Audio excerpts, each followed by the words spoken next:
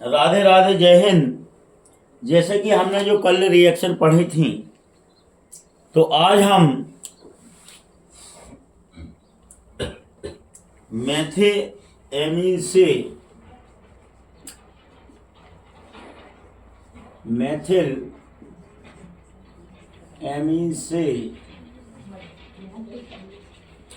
Ethyl amine कैसे change करें। मतलब मेथिल एमीन मतलब 1 कार्बन वाला एमीन, एथिल एमीन मतलब 2 कार्बन वाला एमीन में चेंज करना है, मतलब 1 कार्बन बढ़ाना है।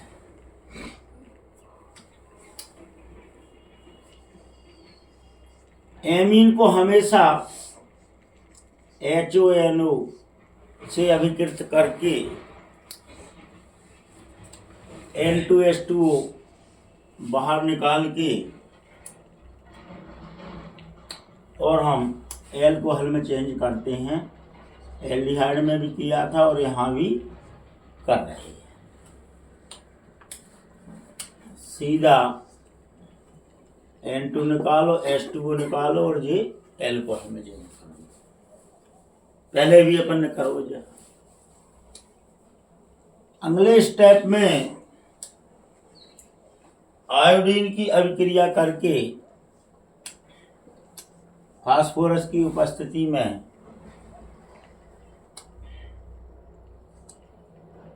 आयोडाइड बना दें। यहाँ पे CH3। अब 1 कार्बन बढ़ाना है, मतलब साइनाइड की अभिक्रिया तो पक्का करना पड़ेगी, जब ही कार्बन हम ला पाएंगे। तो यहाँ हम पोटेशियम साइनाइड ले लें, सोडियम साइनाइड ले लें, KCl, तो ये निकल जाएगा -KiCH3Cl। अब चेन करा दो। केवल हाइड्रोजन की रह गई ना कमी। कितने हाइड्रोजन? 2 और 2 4 H की कराई तो आपका CH3 CH2 NH2। एक बार और देखो, मेथिलेमीन की नाइट्रस अम्ल से अभिक्रिया कराई तो एल्कोहल बना, आयोडीन से कराई तो आयोडाइड बना, मेथिल आयोडाइड। मेथिल आयोडाइड की पोटेशियम साइनाइड से करी तो साइनाइड बना, मेथिल साइनाइड। और मेथिल साइनाइड का अपचयन कराया तो एथिल एमीन। यहाँ ये अब अभिक्रिया भी अपन पहले कर चुके हैं, ये भी कर चुके हैं। ये हम सोडियम के साथ पहले ही की थी, कल जब अपन ने बनाई थी, और इसका भी अपचयन अपन कर चुके हैं। यहाँ पर आपकी 4 अभिक्रिया एक साथ उन्होंने पूछी हैं, तो ये कम से कम 2 या 3 नंबर की रिएक्शन आएगी। अब इससे उल्टा चले हैं, तो CH3 CH2 NH2 को CH3 NH2 में चेंज करेंगे। मतलब यहाँ अब हम 1 कार्बन कम करेंगे। यहाँ साइनाइड के द्वारा हमने 1 कार्बन बढ़ाया था, अब यहाँ 1 कार्बन हटाएंगे। अभिक्रिया वही की हुई, HONO CH3 CH2OH। ऑक्सीडेशन करा दो, H2O निकल जाएगा। पहले एल्डिहाइड बनेगा और फिर एल्डिहाइड के बाद कार्बोक्सिलिक अम्ल बन जाएगा। बहुत सरल अभिक्रिया है।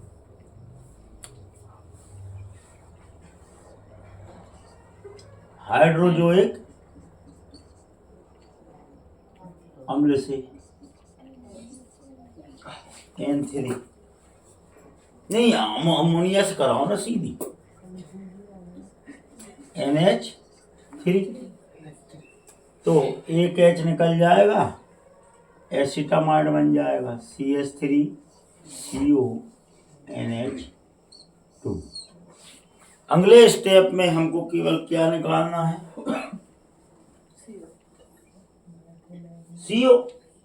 CO वाली सीधी अभिक्रिया होती है, कम से कम 3 बार तो कर चुके जाए अपन KOH वाली, जहाँ में KBr K2Cr3 और H2O निकलता है और शेष बच जाता है एमीन। कहो तो जाए अलग करके बताएगा, CH3CO NH2 plus Br plus KOH4 लगा दो, तो यहाँ से CH3NH2 निकल जाएगा, यहाँ से K2CrO3 K2CO3, शेष क्या बचा आपके पास, 2 KBr प्लस H2 बचेगा, और इस प्रकार ये मेथिलेमीन प्राप्त हो जाएगा। ठीक है ना जी। अब अभिक्रिया अपन आगे भी पढ़ेंगे, और एमीन बनाने में भी पढ़ी थी जी अभिक्रिया अपन ने। तो बस इतना याद रखें कि HCHO से CH3CHO, HCOOH से CH3COOH, CH3CHO से HCHO,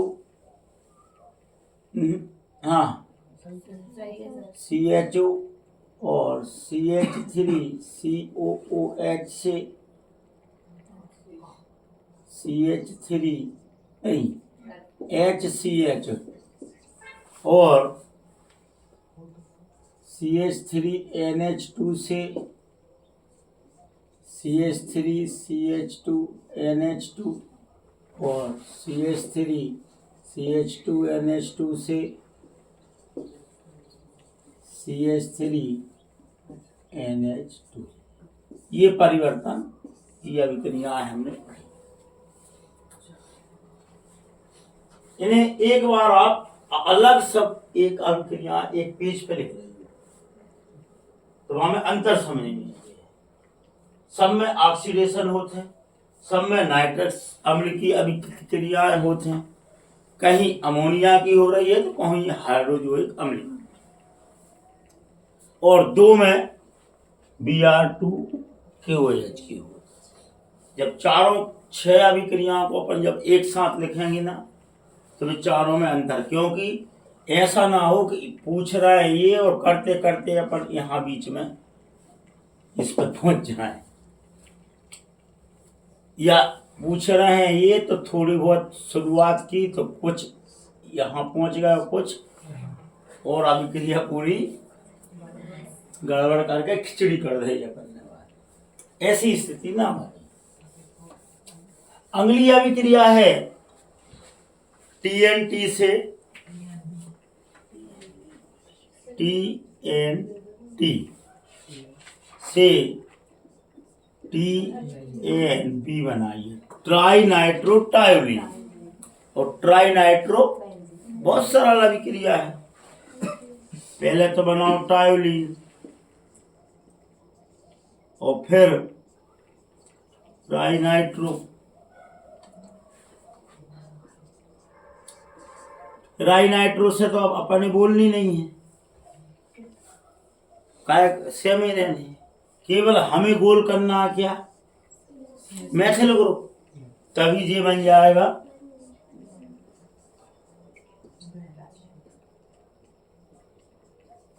NO2 NO2 NO2 benzene.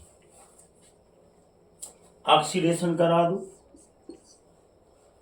2 यहाँ से निकल जाए H2O, वो जहाँ से ले सका था अपन, ये बन जाएगा आपका कार्बोक्सिलिक अम्ल।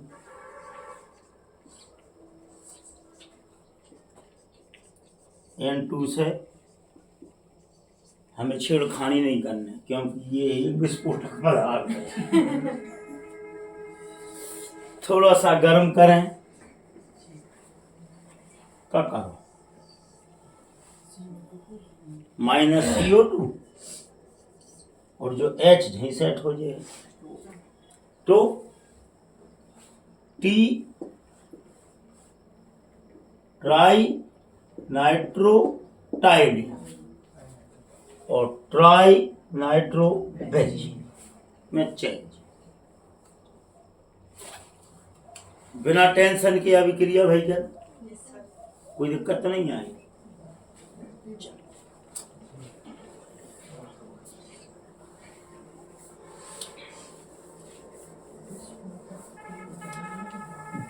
ये जो अभिक्रिया जो हमने 6 पढ़ी हैं, एक कार्बन कम और एक कार्बन ज्यादा करना, एल्डिहाइड, एमीन और कार्बोक्सिलिक अम्ल में, यानी कि अभ्यास जरूर कर रही बेटा जी, आठ हैं और एक तत्व ए है तो उससे बी बनता है, अब चयन करवाने पर नाइट्रस अम्ल के साथ सी तत्व बनता है, फिर बी में K2OH की अभिक्रिया कराते हैं तो डी बनता है, और डी का आप चयन करवाने पर ई बनता है। एक वो क्वेश्चन और 6, ये 4, 6 और 1 7 रिएक्शन में से एक आना ही है, और 3 नंबर से कम की नहीं आती। मतलब अब आप थोड़ा सा अभ्यास करो, केमिस्ट्री को आनंद लो। केमिस्ट्री आप सीख चुके हैं कि एक बार आप एक काम करो, जैसे हेलो एल्केन पढ़ रहे हैं तो वहाँ में नाम वाली अलग करो पहले, फिर बिना नाम वाली अलग करो, वहाँ में भी सिस्टमेटिक पढ़ो कि बनावे की नाम वाली अलग, बिना नाम वाली अलग, फिर रिएक्शन में नाम वाली अलग, बिना नाम वाली अलग, फिर एल्कोहल, फिनॉल और ईथर में नाम वाली अलग और फिर अलग, एल्डिहाइड, कीटोन और कार्बोक्सिलिक अम्ल में भी, नाइट्रो एल्केन में भी, एमीन में भी। एक बार नोट्स में से करके देखो जेई सीरीज से, मतलब अपने जैसे रोटी उल्टाओ पुल्टाओ ना तो अच्छी फूलत, तवा के ऊपर से रोटी उठा के जब अपन आग में चिमटी से या चमीटा से, में जितनी ज्यादा उल्टे हैं उतनी अच्छी ज्यादा रोटी सिकेगी, काले धब्बा नहीं आए, मतलब काफी में काटा पीटी ना हो, नहीं तो रोटी में जैसे काले काले धब्बा आ जाते ना तो खाने में आनंद नहीं आए। ऐसे ही जब केमिस्ट्री की, ऑर्गेनिक केमिस्ट्री की कापी में रिएक्शन करत दवा में अपन इतनी काटा पीटी कर लेते हैं कि जली रोटी और काफी में कोई अंतर समझ में नहीं आए, सामने वाले को मूड खराब हो जाए, फिर वो लाल कर देते आप। तो आप ही क्या करने हैं, पेंसिल को उपयोग भी करने हैं। अगला क्वेश्चन है कि अमोनिया H और एमीन RNH,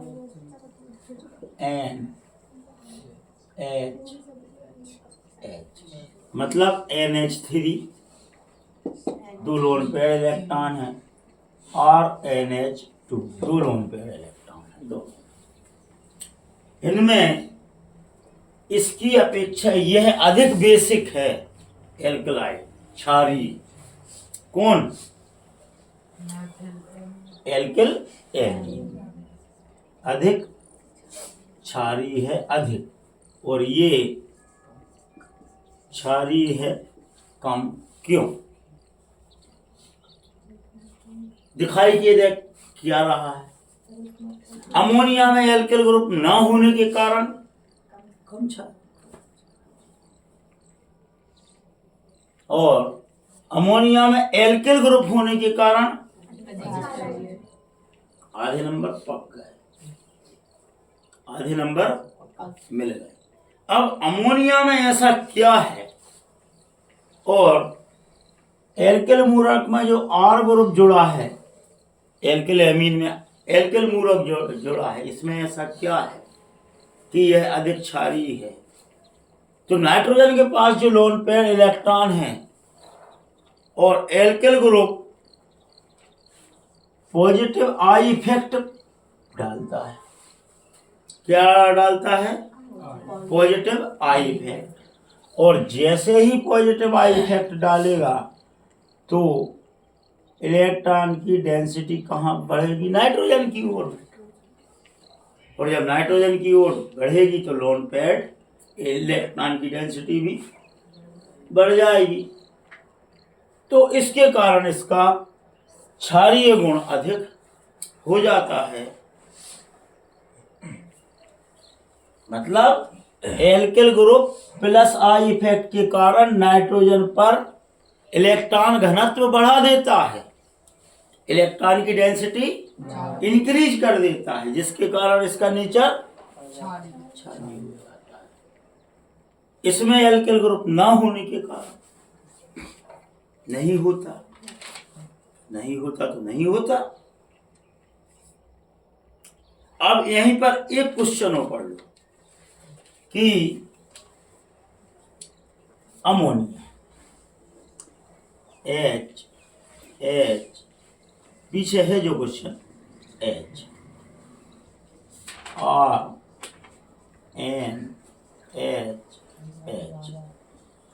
दूसरे में RRH, और तीसरे में RRN।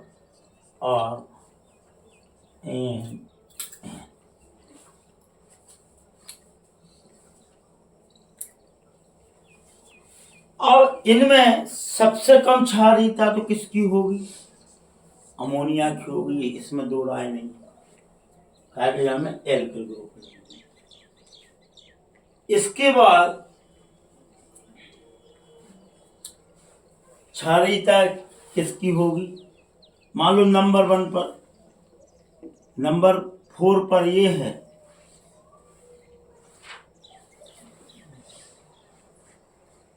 इससे ज्यादा इसकी होगी। अब यहां एक आर है, पॉजिटिव एक है, अब यहां कितने हैं? और यहां कितने हैं? तो सबसे ज्यादा कौन की होनी चाहिए? इसकी होनी चाहिए, लेकिन नहीं हो। सबसे ज्यादा सेकेंडरी की होगी, और फिर दूसरे नंबर पर तृतीय, क्योंकि यहां हाइड्रोजन ही नहीं है। 3 आर ग्रुप होने के कारण पॉजिटिव इफेक्ट तो बढ़ जाएगा, लेकिन ये प्रोटॉन ग्राही नहीं होगा। तो सबसे ज्यादा क्षारीयता कौन की रहे? सेकेंडरी एमीन की सबसे ज्यादा, फिर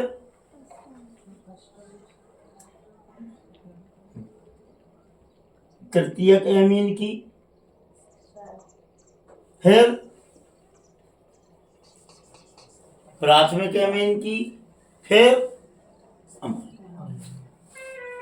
तो क्षारीयता का क्रम ये रहेगा ना। आप लेके फिर जाओ पहले नंबर पे कम, फिर ज्यादा, फिर ज्यादा, फिर सबसे ज्यादा। नहीं, इससे ज्यादा इसकी, इससे ज्यादा इसकी नहीं, इससे ज्यादा इसकी, और फिर इससे ज्यादा सेकेंडरी की रहेगी, और यह क्षारीयता का क्रम रहेगा। प्रश्न समझ में आओगे नहीं जो? अब एक प्रश्न अपन पीछे छोड़ जाए। अमोनिया प्राथमिक एमीन, द्वितीयक एमीन, तृतीयक एमीन में एनिलीन की बात कर रहे हैं। एमीन की अपेक्षा एनिलीन मतलब बेंजीन में एमीन की क्षारीयता सबसे कम होगी या दुर्बल होगी। क्यों? यहाँ एल्किल ग्रुप जुड़े हैं, यहाँ बेंजीन जुड़ी है, और बेंजीन जुड़ी है तो यहाँ एल्किल ग्रुप में पॉजिटिव आई इफेक्ट है, बेंजीन ग्रुप में पॉजिटिव आई इफेक्ट नहीं है, बल्कि क्या है? रेजोनेंस है, अनुनाद है, जिसके कारण ये बॉन्ड प्रबल हो जाता है और इसकी क्षारीयता कम जाती है। इन इलेक्ट्रॉनों का फ्लो कहाँ हो जाएगा? लोन पेयर का बेंजीन रिंग की ओर, और यहाँ डबल बॉन्ड बन जाएगा। अब 3 प्रश्न हैं, ध्यान रखना। अमोनिया ज्यादा है एल्किल एमीन की अपेक्षा, फिर तीनों की कर लो, प्राथमिक, द्वितीयक, तृतीयक और अमोनिया, फिर तीनों में फिर लगा लो अमोनिया, प्राथमिक, तृतीयक और फिर द्वितीयक, और फिर एल्किल एमीन, चाहे वो प्राथमिक हो, द्वितीयक हो, तृतीयक हो या अमोनिया हो, इन सबसे कम कौन की है? एनिलीन की। क्यों है? क्योंकि यहाँ प्लस आई इफेक्ट नहीं है, हल्की क्या है? अनुनाद स्ट्रक्चर बना लेता है, जिसके कारण नाइट्रोजन के लोन पेयर इलेक्ट्रॉन को आकर्षित कर लेता है और इसका क्षारीयता गुण सबसे कम हो जाता है। तीनों प्रश्नों में कंफ्यूज तो नहीं हो, थोड़ा सा पढ़ लेंगे, समझ में आएगा।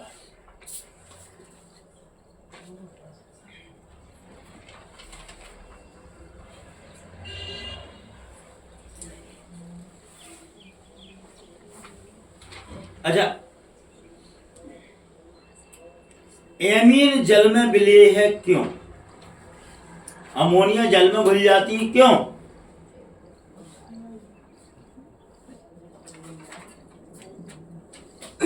एल्कोहल जल में घुल जाता है क्यों?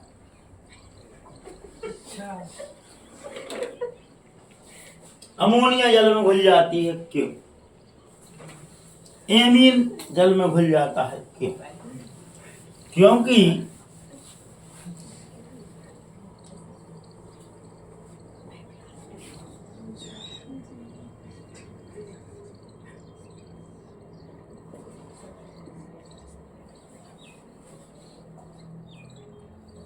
अमोनिया या एमीन में हाइड्रोजन परमाणु अधिक विद्युत ऋणी नाइट्रोजन से जुड़ा हुआ है और वह जल के अधिक इलेक्ट्रोनेगेटिव ऑक्सीजन की ओर अट्रैक्टिव हो जाएगा और इनके बीच क्या बन जाएगा? हाइड्रोजन बॉन्ड, और हाइड्रोजन बॉन्ड बनने के कारण यह जल में सॉल्युबल हो जाएगा। सीधी सी डेफिनेशन।